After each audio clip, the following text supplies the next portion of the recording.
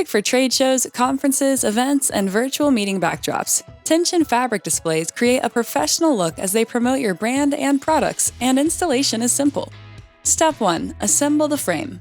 Remove all of the parts from the carry case and place them on a clean, flat surface.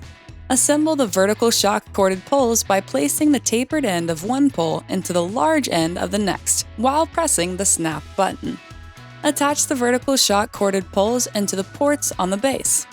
Insert the ends of the horizontal middle pole into both sides of the vertical shock corded poles.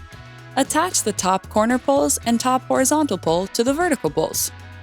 Step 2. Install the graphic. This one's really easy. Just slide the fabric graphic over the top of the display. That's it.